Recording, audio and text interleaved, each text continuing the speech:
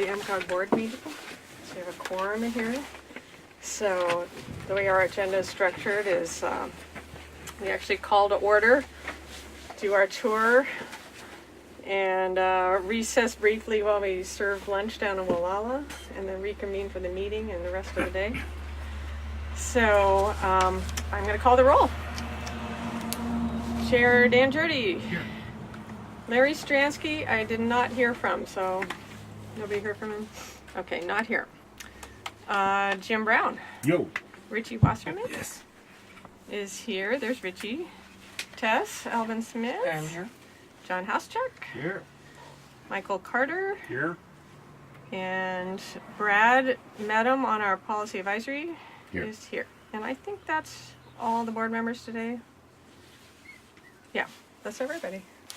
Okay. Thank you. We are in session. So, I'll make sure Jake knows some of these.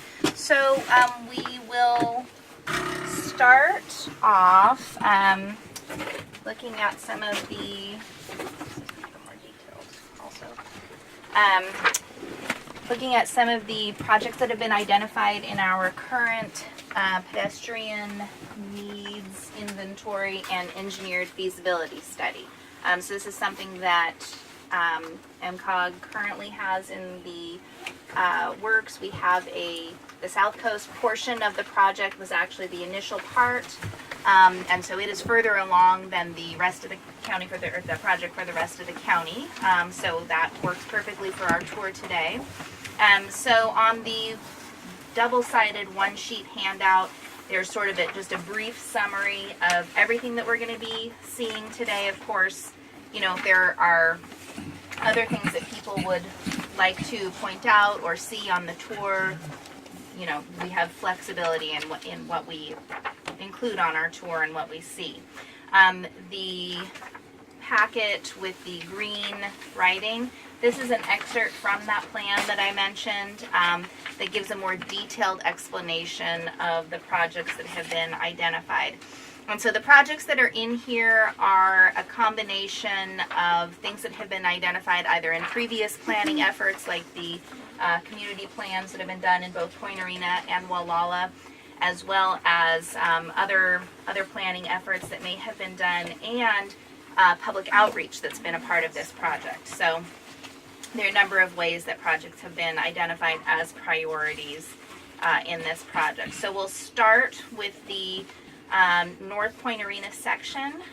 So we can look at, they're divided on the paper between, or on the packet between things on the state facility and things on city streets. That's done because when it comes time to implement a project, you'd have different agencies implementing. However, on our tour, it'll all be kind of, you know, seamless, and because one leads to the next. So we can start.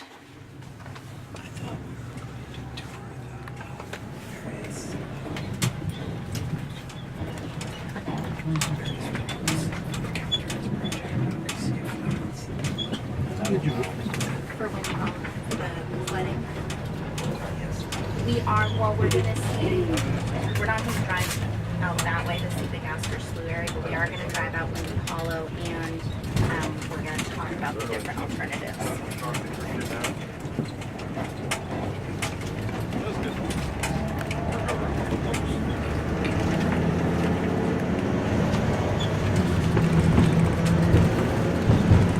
So one area that has been identified as a need for pedestrian improvements is actually this section we're driving through right now. That was City Hall that we just came from. It also is the site of the senior center, and there's no real pedestrian access between town and City Hall. And then the City Hall also is a place where people go to access the Coastal Seniors. The coastal seniors, but the Stornetta, yes, thank you. The Stornetta. Point Arena. National Monument. Yes, so recreational area, so people can access that from City Hall. So that has been identified. This area that we're driving through here into town has been identified as a need for a sidewalk. You you can see there's minimal, there's some areas that have sidewalk on one side of the street, but the other side does not have any, and it's not continuous. Will you be pushing up trees, or what will you be doing? So I don't know, the plan that we are doing right now doesn't have that level of detail. It has identified a need, and then the next step, once they identify the full list of priority projects, then the next step would be sort of conceptual ideas for. So we're going to be turning left here. This street here. Scott can see you from there. This is Lake Street. The part of the highway we were just on is actually called School Street, but this is the street where all the schools are. So this was the site of a Safe Routes to School project that the city did several years ago, which came as a result of the community plan that was done here. So the project included sidewalks between the elementary schools, and then the high school is down here on the right. Scott, Paul, do you want to talk about Yeah, what was well, done basically there was a lot of flooding right here, and so there was sidewalk improvement and a dig out of the parking area here to raise it a bit, to level it basically. So we haven't had that problem since. Great. It's great to get that funding and get it done.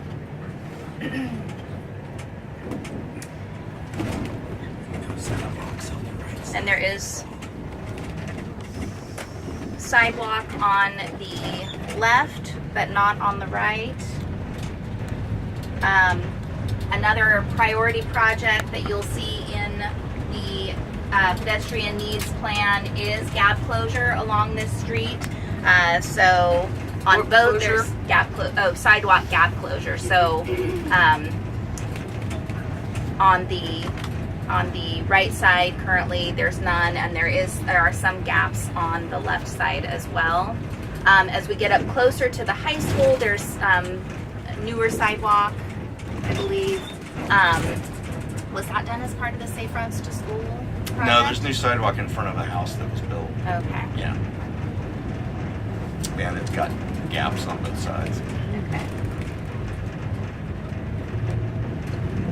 Then another project that has been identified, it is included in the packet as the school access path.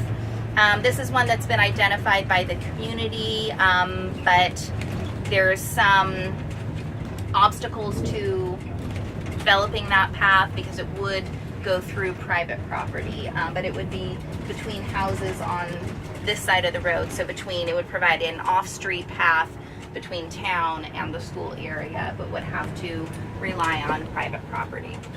So here you see newer sidewalks and the high school.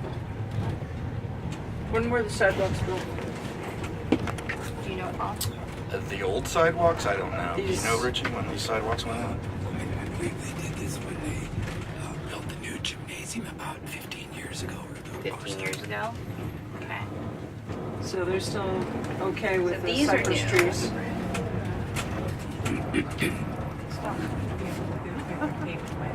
Cypress trees haven't dug them up? Not yet.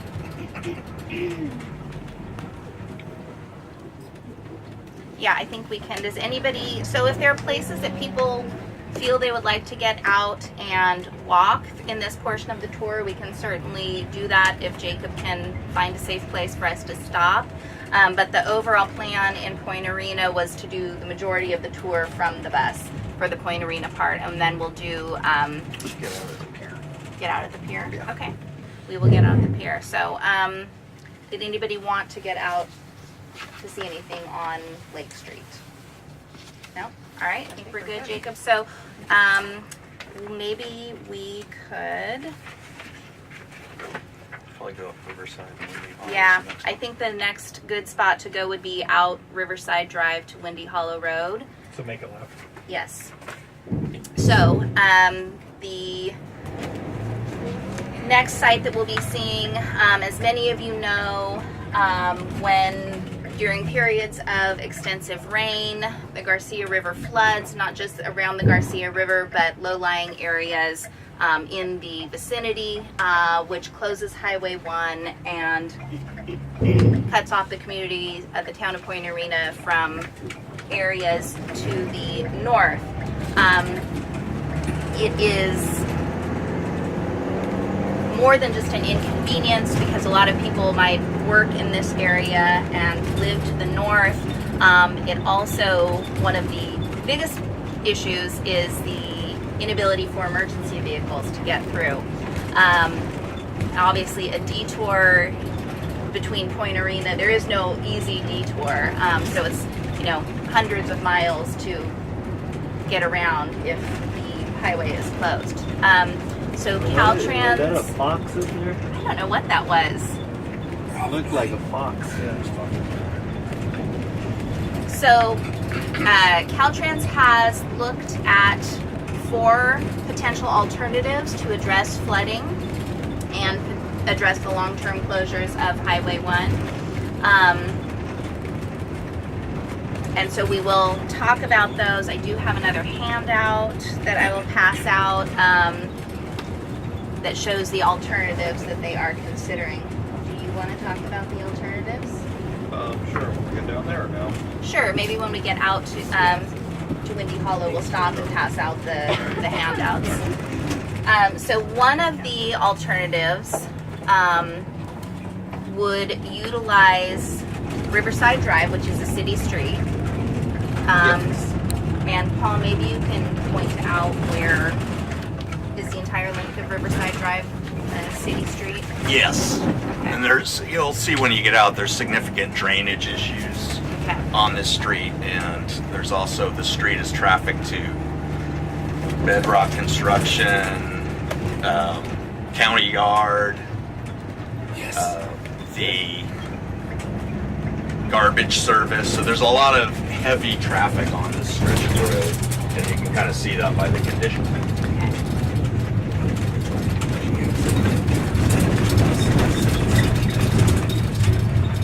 You're right, up till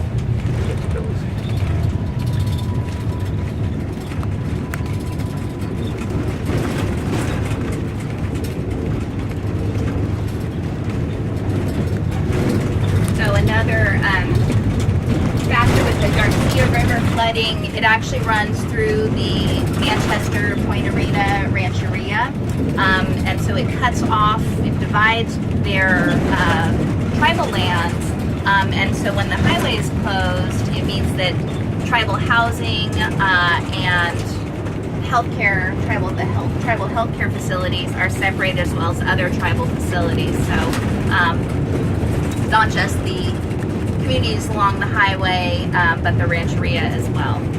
This is a significant area of flooding at the PG&E substation. There's a spring that runs through there and it always covers the roadway. Is this a fish-bearing stream? Sorry? Is that a fish-bearing stream? I don't think so. Oh, yeah. This Arena Creek is, but I don't believe this part out here is. Right.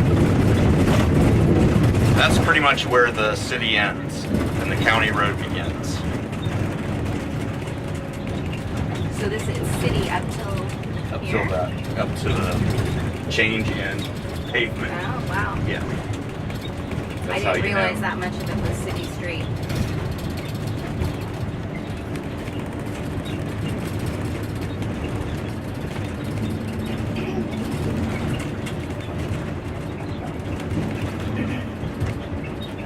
So Jacob, if we can maybe just keep going, but when we get, you know, it'll dead end eventually, so we'll just kind of stop at that point.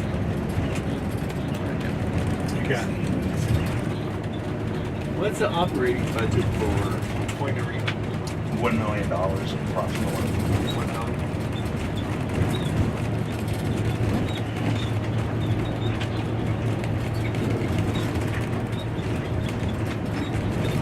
Do you have a police department?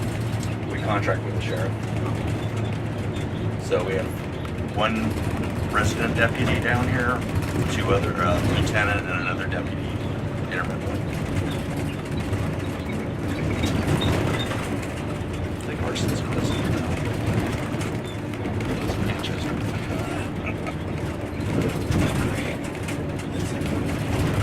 Does it really? Go up on the ridge. I didn't know that.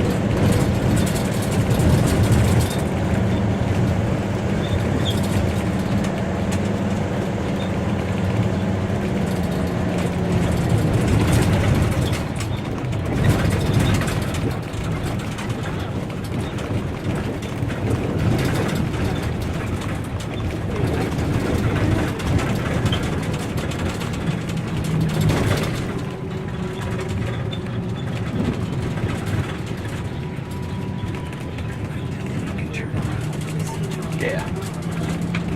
So you actually go into the casino and turn around. Yeah. Up or down.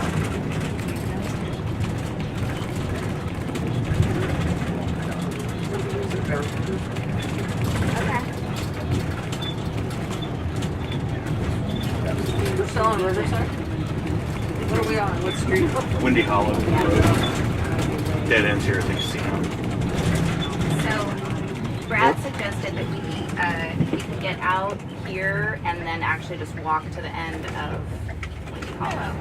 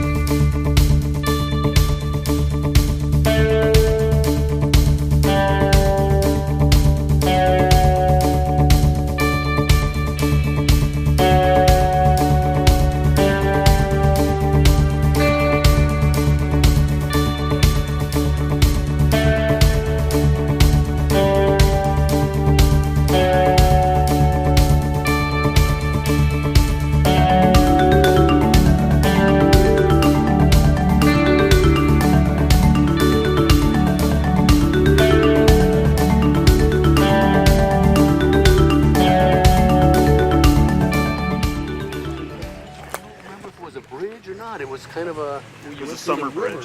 Summer bridge. My understanding is it's probably been 40, 50 years since there was a bridge here. Well, there was a summer bridge. Yeah.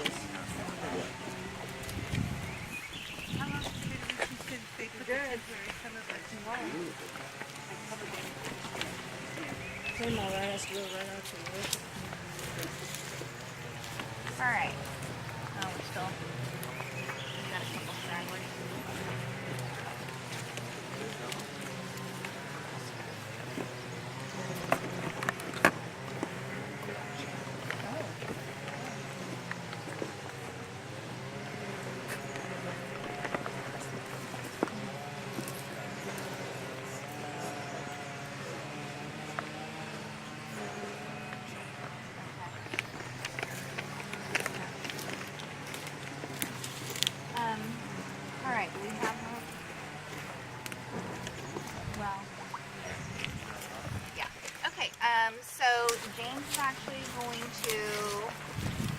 details about the 4 alternatives that are being considered.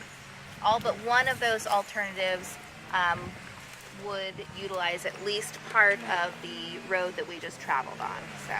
So alternative 1 stays on Highway 1. They're going to raise the grade of the road between 6 and 8 feet, depending. Being through the slough, it's going to be 8 feet because it stays flooded there longer. Alternative 2, as you can see on your map, that's the blue one. Actually, sorry, that's 4. Alternative 2 is looks like the yellow one. That one is going to come through, use the existing alignment of Windy Hollow Road. It'll have a 500-foot structure to span the channel here, and then they'll bring the road up to current standards, bring it out to River Road or River Street where we came in, and come back to 1 there. Alternative 3 is similar, except rather than using the entire alignment of Windy Hollow, you can see on the map, little red, does a couple of switchbacks, and then comes in past the casino, so it'll avoid the road where the casino's at right now, and then come back onto the existing alignment. And then alternative 4, which is the blue one, comes across the river here, and then comes up along the bluffs right here, and then cuts back to where Highway 1 is there, and then it picks back up on Highway 1, so that you miss all the low-lying areas, and then it has the least amount of take of the city streets. You also missed this town of Point Arena. Not necessarily, because you come back into Highway 1 just after you come over the bridge and the slough, and so you'll go by City Hall, just like we did here. It's the blue line. Yeah, or the front that went over here and Point Arena's over there. Yeah. So how does it get back over here? So I think It doesn't have the whole. yeah, north is that way. Yeah. So this is the new bridge. That's the old bridge. That means the casino is there. Oh, not here. Right. Okay, there. Casino's Okay. there. That's the That'll help you casino. figure Ah, out. okay. So here's one route, but the yellow one goes up that Right. way. The red one hooks around. Right. The blue one actually takes off over here, goes Yeah. across the bluff, Right. and then the white one goes across the existing alignment. Okay, so I don't know exactly so you would how these miss. things work. How do you not do? How do you? So that's part of the interesting question.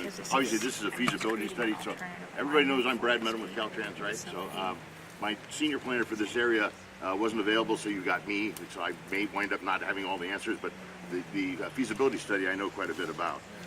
We really had 2 questions we wanted to say. Is, what do we do with the existing facility? How do we make that work? And then what if we were going to do something different up here? So those are the 2 questions that they were trying to answer. So Brad, which Yes. existing facility are you talking about? The state facility. It's just a state route? Right. Yeah. So how do we use the existing location, Garcia River Bridge and all the rest? Well, one of the things, and if you look at your map,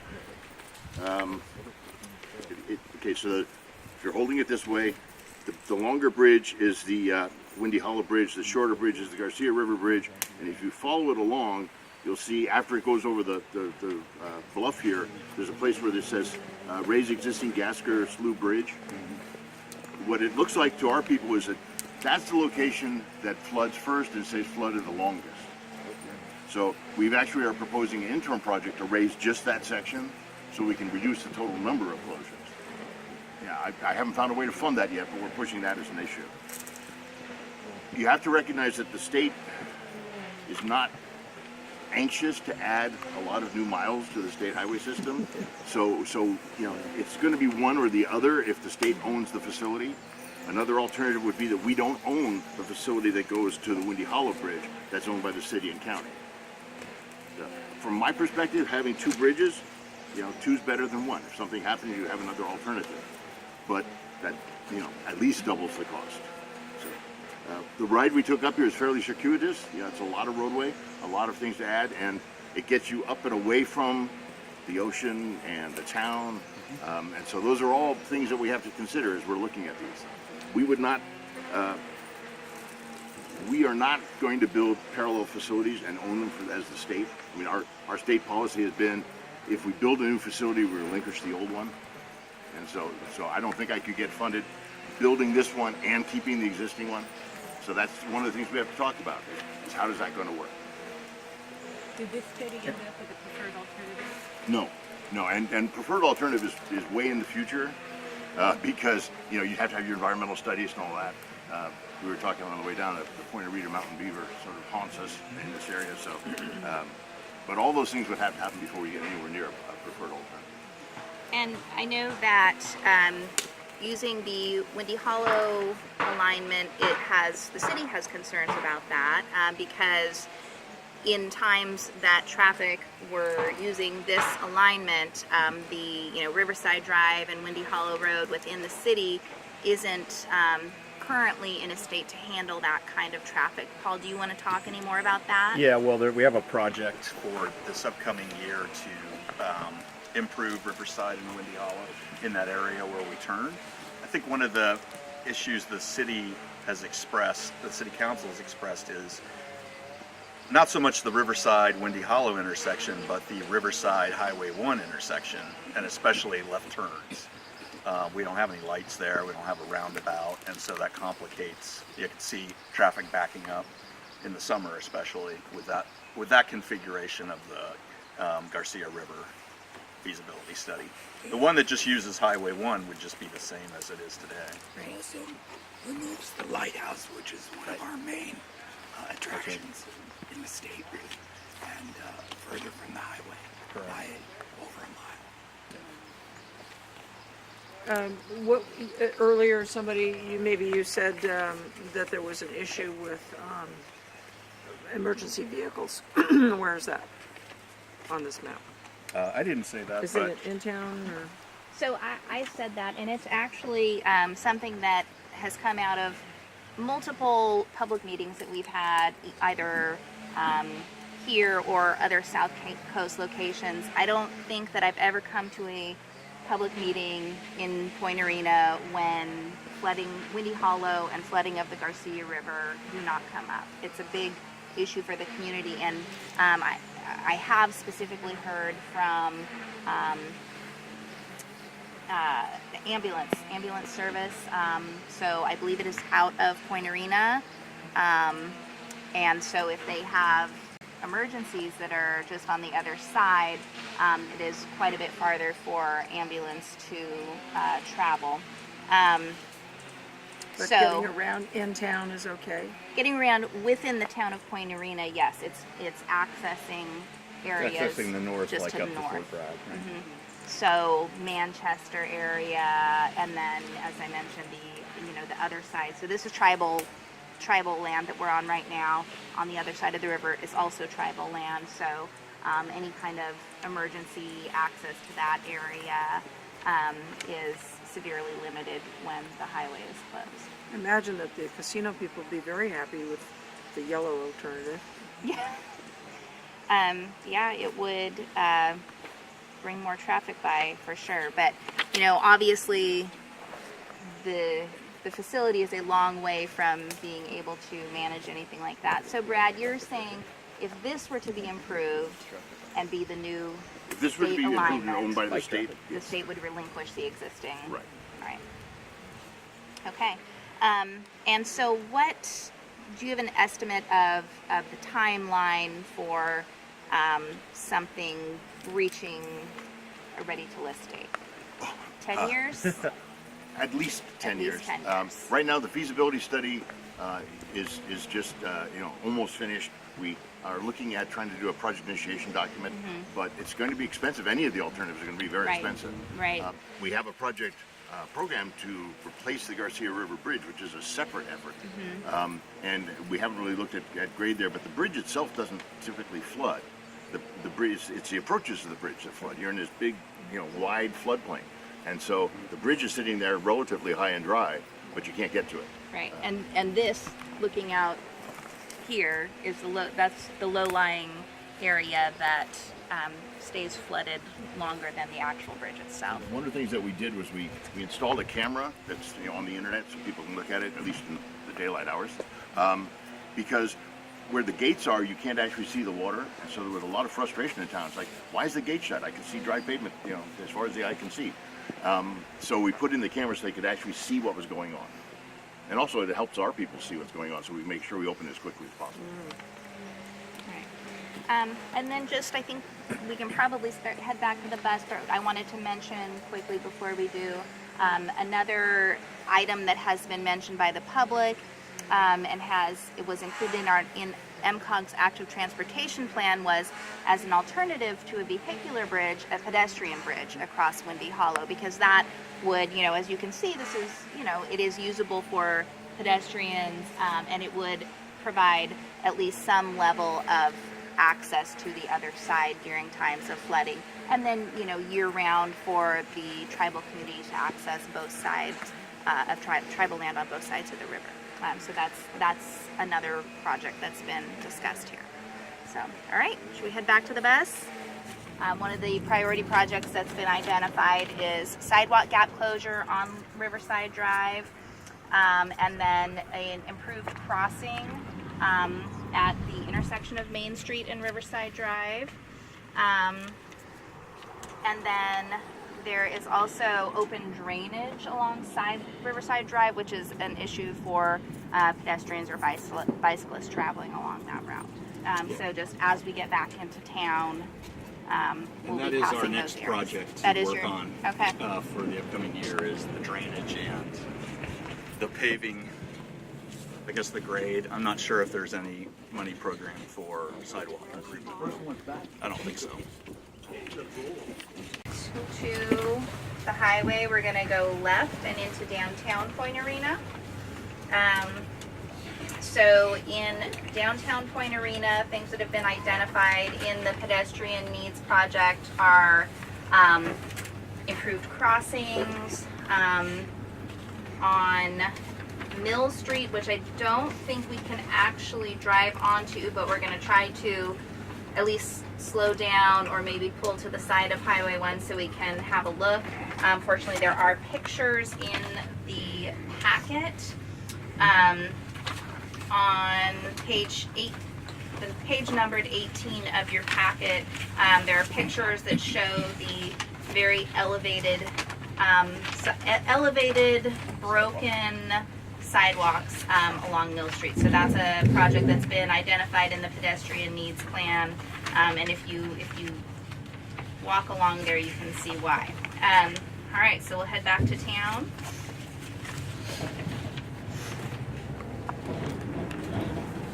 What would you say? Tell me, and I'll tell her. Yeah, most of them was the sidewalk. Did you? I mean, that was the main thing when they did the pedestrian survey workshop.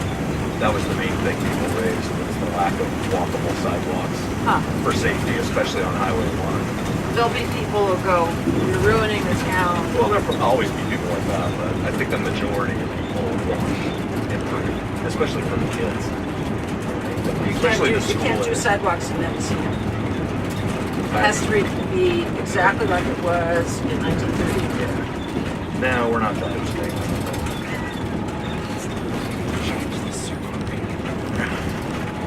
Definitely, yeah. Okay, so this, never been there. I've heard really good things about it.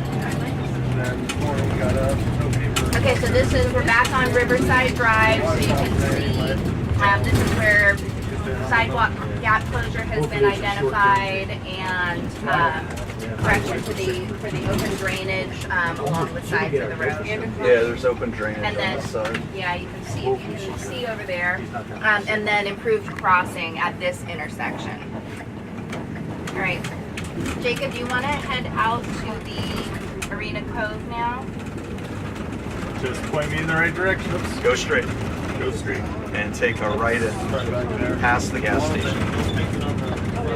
Right past the gas station.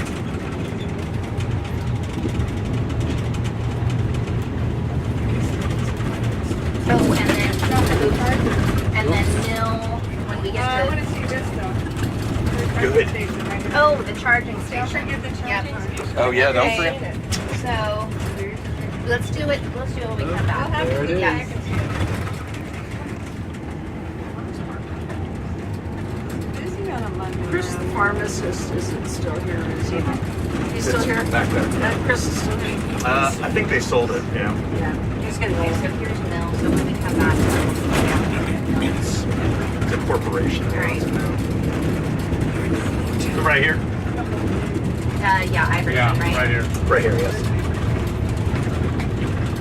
Okay, so this is Iverson Road that we are turning onto, which intersects with Port Road. Iverson Road has been, this is an identified need for pedestrian facilities. It provides access to the Arena Cove, which we will be traveling out to. As you can see, there's really no shoulder, fence on one side, and then drainage along the other side. So we'll head on out here to the cove, and we can get out at the cove. So, just past. So.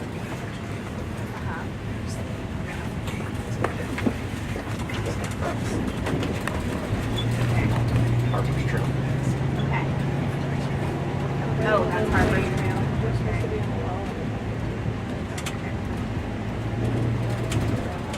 Well, are there studies about how many people walk it versus bike it?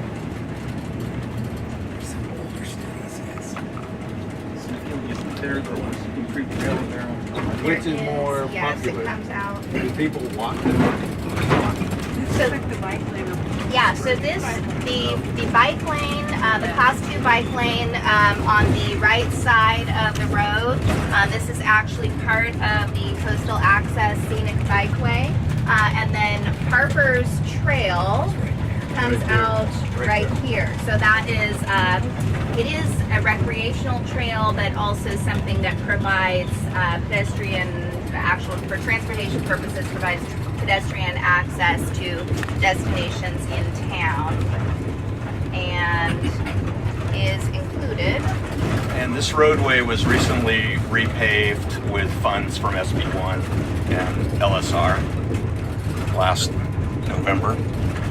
So this is all new roadway right here. Is this county road or is No, this is a city road.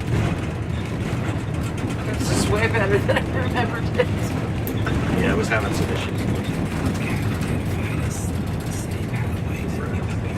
So there's also a city pathway identified at what's called Devil's Cutoff, which runs up right at the corner of Main and School. Yeah. We'll look at it when we go back. Goes up to the school, did you say? So Coast Walk comes down here, or I'm sorry? Coast Walk from here? That's what I've heard. And what trail would they use? I'm not sure.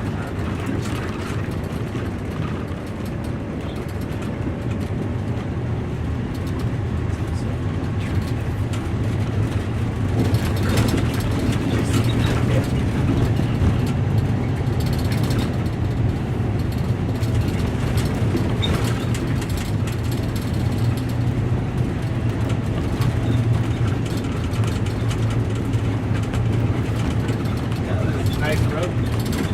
It's nice. Yeah, Really no, it's nice. nicely done. Fresh. How much did it cost? From all the flooding. Yeah. There's a lot of flooding on this roadway we've already passed it, but that was one of the structural problems with the roadway before it was repaved. There was a lot of cracks, potholes, etc. I love the pictures of the title break. Yeah. How much did it cost to redo it? It was about $220,000. Here's our fishing fleet. You didn't rehab the entire base of that. No. Town, look at that. We did some dig outs. for the sections. Yeah. All right, so here we are at the Arena Cove. Paul, do you want to talk about the facilities here? Yeah, sure. Well, we have a full boat launching pier with a hoist. The main thing down here as far as climate change and roadways is we get significant wave action out there that in the last few years has flooded all the way up to the green building up there. We actually generally have what's called a duck pond over here when there's heavy rains and we built the berm up in the last few months, but Arena Creek runs parallel, and so when the water gets flowing, it just pushes out into the parking lot, which closes down basically the pier for a while until it gets cleared out. So the plan, currently we're having some engineering done, and the idea is to raise about a 2-foot seawall and then also raise the grade of the parking lot in this area so it doesn't flood. That'll be a long term. That's part of a mitigation program through FEMA. We had a significant storm in the beginning of 2017 that actually knocked off pilings off of the pier, really wrecked this whole area, and so we're trying to mitigate against future storms that way. But you know, FEMA is a long process, so I think we're in our 3rd year. What did the tsunami, the recent tsunami, do to this area? When was that? It did. I don't think it was barely noticeable here. You didn't get much, No, just since we had 4 feet in the highest we had was 4 feet in Fort Bragg. yeah, there was almost negligible. I mean, I understand the divers could feel it that were in the water, but as far as we had almost no perceptible wave. What year was it that the Army Corps of Engineers rebuilt the pier? It was an Army Corps, but the pier was rebuilt in what, 86, 87 is when it 86, 87. And it was mostly Coastal Conservancy, Fish and Game, closing waterways. security water. It was an Army Corps of Engineers. No, they weren't. Been in there? There were about 5 or 6 different agencies. Been in where? The Chowder House. They wanted to build Yeah, a big but- breakwater. Pictures of That didn't fly. Giant tsunami that hit them in Yeah, we have a lot of surfers. Right. 60s. All right. That's Oh no, the one. So sorry, we had 60s. hoped to have time to get out and get out of the bus and walk here, but we are running pretty short on time, so I think we're going to head back into town. So as we head back into town, just some things to notice. Where, as we were driving out, where I pointed out Harper's Trail, that's actually part of, in your packet, it is part of the project PA5, which is shown on the map on page 23. So it's part of a trail system.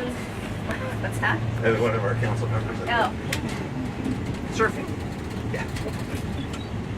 so part of a trail system that would provide access up to Main Street, as well as run behind some residential area connecting back up to School Street. And we have easements for that area. But you do have existing easements. All right, and pictures of that trail. We can't really see it from the road, but you can see pictures where there are grass trails. Those are on page 21. So we're going to go back into town. We're going to start heading back toward the toward City Hall. On the way, if we can, Jacob, if we can sort of try to look down Mill Street, which will be to the right, not turn down it, but maybe just slow down. So left when I come out? So it'll Yes. to left when you come out, Okay. and First road on then the right. We're going to talk about the intersection. we're going to talk about the, yes, when we get up to the intersection of Iverson, we'll just stop there for a minute. Hopefully there won't be any cars behind us. And talk about the issues at that intersection. Then when we get out onto the highway, we will look at sidewalks on Mill Street. And then do you want to actually stop at the charging station? I would love to. I don't know how much time. Okay. I'd like to mention it. Was it? It was full. The parking lot was full. Okay, so then the other thing, We'll mention it when we go back. yeah, there's a charging station that we want to make sure everyone sees, but the parking lot was very full when we passed, so we may not be able to actually get into the parking lot. But that'll be on the left-hand side, and so we can Right. take a look at that as we go by. That was part of our state parks grant that we partnered on with Mendocino Land Trust and some others, bringing electric vehicle charging stations to Mendocino County state parks. And it took about 3 years, but that's a finished project. There are 13 charging sites, I believe. Most of them in this state parks around the county, and we have them in Fort Bragg, Coin Arena, and Willits. On our last tour in November, we saw the Willits charging station. So that was about a $500,000 project, pretty much stretched to the limit. Had some help. MCOG gave about $35,000 to it, and there were some, I think, land trust donors that helped out. So that was a really big community project, and people are using those stations now, and you can drive to any of most of the state parks around here and be able to take a walk and charge your car while you do it. So how's that going, Paul? Or have you seen usage in that site? Oh, sure. Yeah, I get the monthly reports, and there's generally usage every day. People discovered it yet? And I guess so. On the weekends, it's definitely spikes. Yeah, there's one in last year. So.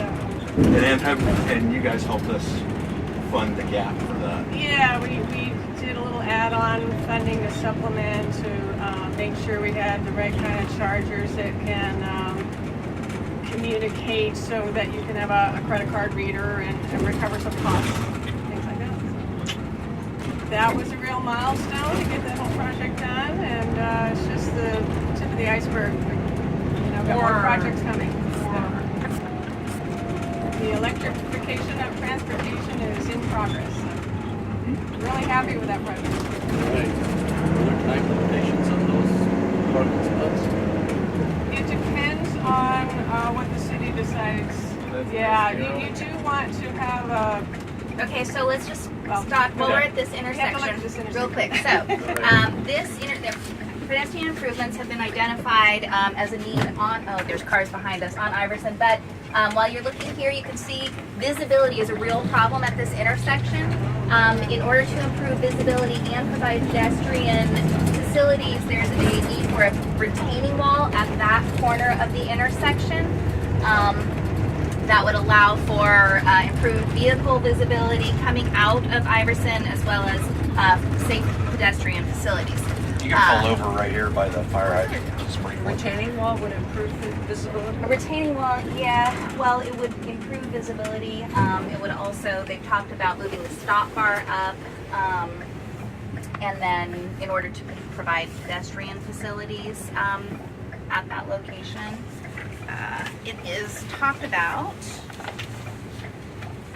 in your packet. It is it is part of PA4 and PA3. So a sidewalk extension around the corner requiring a retaining wall, new crosswalk with curb bump outs and warning lights. The intersection is challenging for pedestrians because the slope extends down to the edge of the roadway from the adjacent residence, leaving no shoulder. This condition extends around the corner to where the sidewalk starts on Main Street. Adding sidewalks to this portion would require retaining walls.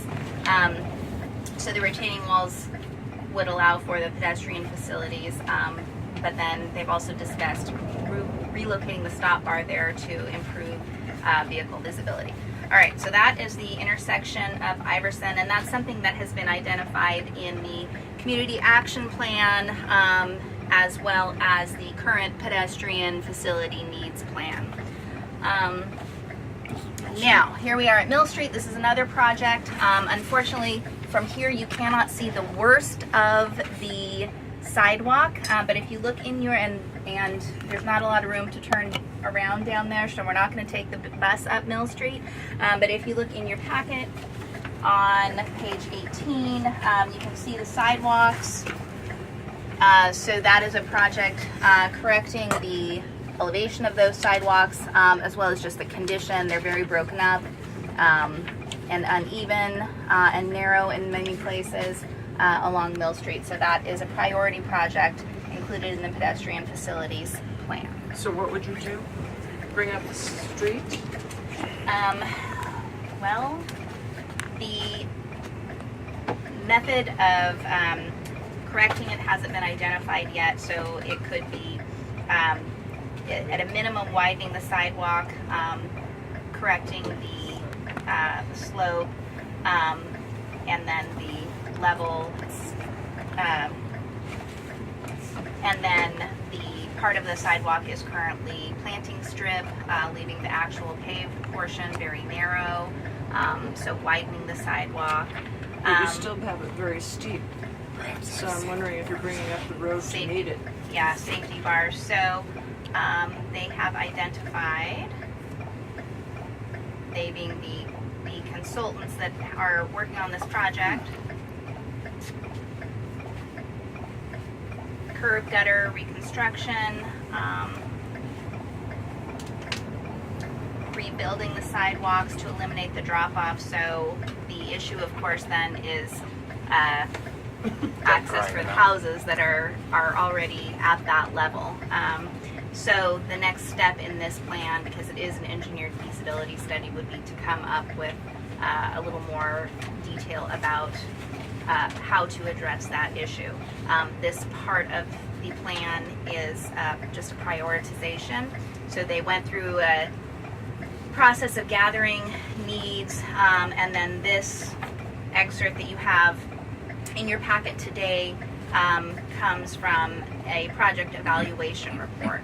And so then when they finish the evaluation report, the next step would be to do the engineered feasibility portion for the priority projects, at which time more detail would be developed about how to address the issues. So, Yeah, and I can say this is probably the biggest concern in town regarding sidewalks, because there's a lot of multifamily residences down there. A lot of kids live on this street. How far up is it from here? Half mile. not even that. Not even a half mile.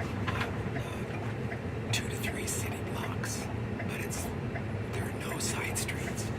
Yeah, dead ends There's at no the end. turnaround at the end. So the crosswalk at Main and Mill, you don't have any kind of lights that go off or anything when people want to cross? No, none of the crossings have that. Right. Is that something you're interested in doing? Like a solar I would think so. operated, push the button and you want to cross? Or at least the kind that light up, the crosswalk lights up, you know, in there's the pavement. Yeah. the pavement. But this is all Caltrans. This Yes. is- yes. So improved crossings at this intersection have also been identified. All right, so let's continue heading back to City Hall and We'll the, glance to our left Yes. as we go past where the new chargers are. Yeah, we'll see if there's a place to pull over, but probably not today. Kind of running so By the movie theater.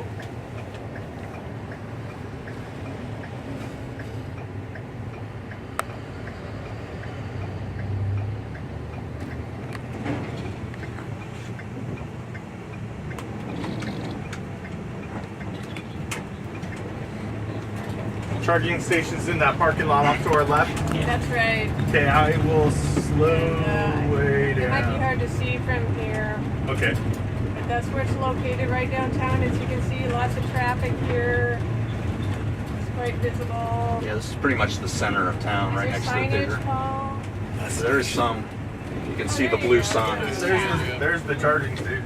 Yeah, I see the right. charger. and then this is also Public the, restrooms. so the Trailhead. charger is there, and then this is also the trailhead for the Class 1 portion of the Coastal Access Scenic Bikeway. So the chargers were under a California Energy Commission grant for the most part. Yeah, it was great.